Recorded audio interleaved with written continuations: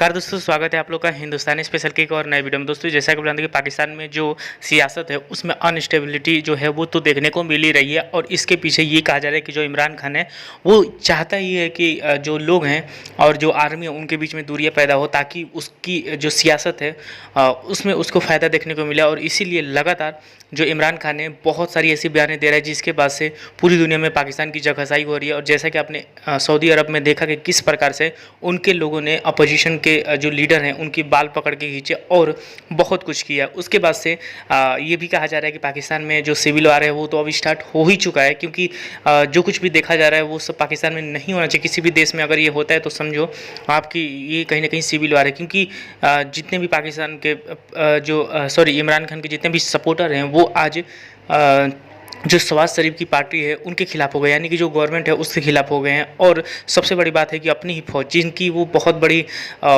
फ़ायदे गिनाया करते थे, बहुत ज़्यादा बड़ी बड़ी बातें किया करते थे कि उनकी आर्मी उनकी ISI ये करती है वो करती है, दुनिया की नंबर 1 एजेंसी है। आज वही दुनिया की नंबर 1 एजेंसी और दुनिया की नंबर 1 फौज को खुद ही गालियाँ दे रहे हैं। और दोस्तों ऐसा इसीलिए कहा जा रहा है कि पाकिस्तान में जो सिविल वार है वो स्टार्ट हो चुका है। तो चलिए वीडियो में आगे बढ़ते हैं और देखते हैं कि हिलाली का इन सब चीज़ों पर क्या कहना है। मैंने काफ़ी सारी उसमें क्वेश्चंस तो अभी बताए हैं कि क्या क्या अभी अफ्स एंड बट्स हैं। आपका भी यही ख्याल है कि बहरान अभी टला नहीं? बिस्मिल्लाहिर्रहमानिर्रहीम। देखिए, पाकिस्तान की सियासत की तारीख में शायद ये एक इंतहाई नायाब और बदतरीन मिसाल है। मिसाल क्या है कि सिर्फ अपने सियासी मफादात के लिए और इक़्तिदार से चिमटे रहने की आपकी ज़िद और ख्वाहिश को पूरा करने के लिए आपने एक मतवाज़ी हुकूमत कायम कर दी। ये मामला देखें, समझने के लिए क्या है। आपने सबसे पहले ये किया कि आपने खुद ही उस वक्त के वज़ीर आला जनाब उस्मान बुज़दार साहब से इस्तीफ़ा तलब किया। ठीक, उन्होंने इस्तीफ़ा दे दिया। फिर आपने उस वक्त के गवर्नर चौधरी सरवर से कहा कि आप ये इस्तीफ़ा मंजूर करें। उन्होंने उस पर कहा भी कि ठहर जाएं, आप इसको आइन और कानून के मुताबिक देखें, लेकिन आपने कहा नहीं ये करें। चौधरी साहब ने फौरी तौर पे बतौर गवर्नर वज़ीर आला साहब को बुला के उसकी तस्दीक की। जब वज़ीर आला ने उस वक्त उसकी तस्दीक कर दी कि जी मैंने ये इस्तीफ़ा दिया है और मैं मुस्ताफ़ी होना चाहता हूँ, फिर चौधरी सरवर ने जो उस वक्त गवर्नर थे वो इस्तीफ़ा मंजूर कर दिया। अब एकदम से आपको नया ख्याल आया कि ओहो वो तो लिखा ही नहीं था, वो तो फलां, तो वो वज़ीर आज़म के नाम लिखा हाँ था, अब देखिए, जबकि वो आईनी तौर पे गवर्नर के नाम। हाँ जी, अब मामला ये है कि उस वक्त आपका ख्याल कुछ और था, अब कुछ आपका ख्याल कुछ और है। देखें आप क्या चाहते क्या। मैं तो कहता हूँ कि अल्लाह का लाख लाख शुक्र है कि पाकिस्तान में इदारे और रियासत अभी भी अपनी रिट कायम करते हैं।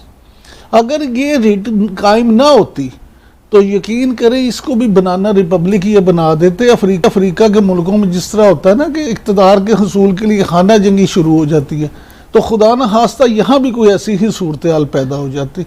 लेकिन बहरहाल ये ज़रूर है कि अब ये जो मामला है, ये जितनी भी पेचीदगियाँ हों, इसमें कोई शक नहीं है कि जितने आपने इफ्स एंड बट्स के हैं वो अपनी जगह मौजूद हैं।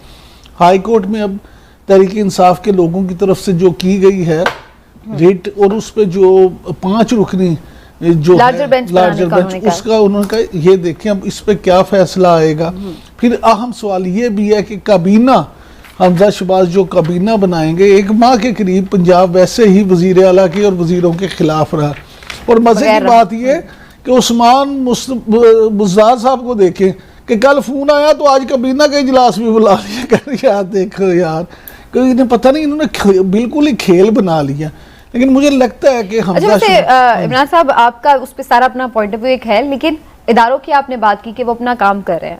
एक जो सवाल उठ रहा है वो ये कि अगर यही इलेक्शन कमीशन 63 के हवाले से जल्दी फैसला कर देता तो शायद इतने हथकंडे इन्हें आजमाने की जरूरत ना पड़ती, क्लियर कर देता कि भाई वो मुनहरिफ अरकान जो है वो नहीं नाअहल है, उनका वोट काउंट नहीं होगा, या फिर जो भी फैसला होता कि या फिर अलाउ कर देता तो उन्हें भी पता होता कि यार अलाउ कर दिया।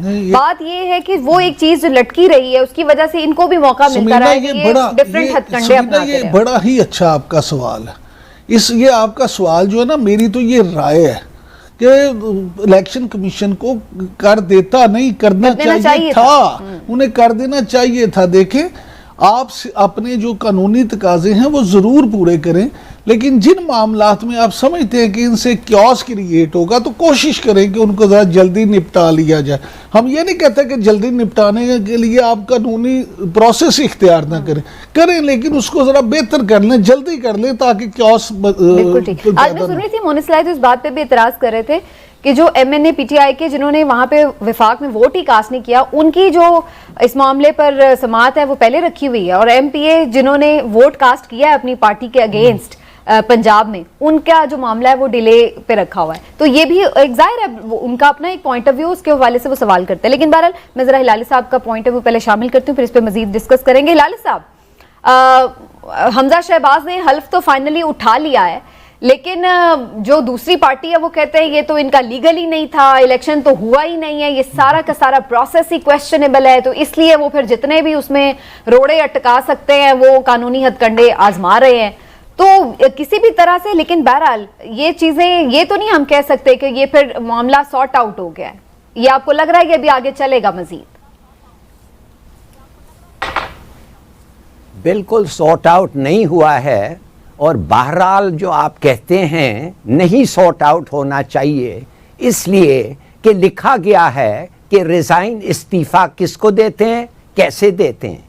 क्या बुजदार ने लिख के दिया था अपने हाथ में सर्वर को कि मैं इस्तीफा दे रहा हूं आपको? नहीं, वो नहीं कहा। वो उसने उसे पूछा तुमने इस्तीफा दिया है, उसने दिया है, हाँ। इन अदर वर्ड्स उन्होंने कुछ चीज साइन करके दे दिया होगा, माइकर उसके हाथ में लिखना था। क्या वो दिया? नो। जब नहीं दिया तो that means it's not according to the constitution. क्या वो इसको गवर्नर को लिखा हुआ इस्तीफा भेजा? नहीं, वो लिखा हुआ इस्तीफा प्राइम मिनिस्टर को भेजा। उसको नहीं भेजना चाहिए था, गवर्नर को भेजना चाहिए था। और गवर्नर साहब को जब एक नया गवर्नर आ गए, उसने कहा यार मैंने तो देखा ही नहीं है, ना लिखा हुआ देखा है, ना मुझे आया देखा है, मुझे पता चला है कि PM के पास पड़ा है, तो मैं कैसे कहूं कि ये मुनासिब है? बिल्कुल अकॉर्डिंग टू द लॉ। देखिए इनका प्रॉब्लम ये है इमरान याकूब का कि अगर आप कानून के मुताबिक करें, वो हंसते हैं यार कानून, वो पूछ लिया तो हो गया, तो बहरहाल चल जाना चाहिए। और अगर कानून के मुताबिक आप नहीं करें, नहीं हुआ तो ये, but if it doesn't suit him, तो अगर कानून के मुताबिक हो भी गया तो कह के देखिए कानून के मुताबिक हुआ था, फिर भी ये नहीं माना गया। तो the fact of the matter is you can't be two things, AC/DC नहीं हो सकते। दूसरी बात मैं आपको कहना चाहता हूं, बिल्कुल गवर्नर ने सही किया कि मैं रिकग्नाइज ही नहीं करता इसको। क्या उन्होंने स्पीकर का रेजोल्यूशन रिकग्नाइज किया था नेशनल असेंबली में? उन्होंने 4 दिन बाद कहा था कि वापस आओ उस नेज पे जब ये वोट पेश हुआ था। कंप्लीटली करेक्ट, ये पूरा प्रोसेस शुड बी रिपीटेड, जैसे डिप्टी स्पीकर का जो असेंबली में फैसला था वो रिपीटेड हुआ। दूसरी चीज कहते हैं स्पीकर को, ये chief justice Lahore high court के कहते हैं स्पीकर को। भाई किधर लिखा हुआ है कॉन्स्टिट्यूशन में कि speaker of the national assembly provincial minister का ओथ लेता है? किधर है लिखा हुआ है? नहीं लिखा हुआ है। तो अगर उसको खुद क्यों नहीं दे दिया ओथ? वो भी नहीं लिखा हुआ है कॉन्स्टिट्यूशन पे। बात ऐसे ये करना। अच्छा तीसरी बात, भाई लोटों का फैसला हो गया, 63(1) या 63(a) का क्या फैसला हो गया? क्या लोटे वो स्टार्ट कर सकते हैं कि नहीं? असेंबली में तो वोटों ने वोट नहीं कास्ट किया था, इसलिए की जरूरत नहीं पड़ी थी। मगर इधर 20 लोटों ने वोट कास्ट किया, और अगर वो वोट नहीं कास्ट करते तो ये चेंज ऑफ गवर्नमेंट नहीं होता। तो आप मुझे बताएं वो फैसला हो गया क्या वोट कर सकते हैं? और अगर कर सकते हैं और कास्ट करते हैं तो गिनती होगी वोट की? क्या वो फैसला हो गया? अभी तक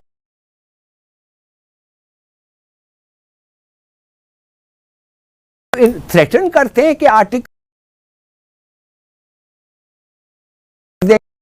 उसको सजाए मौत दे देंगे।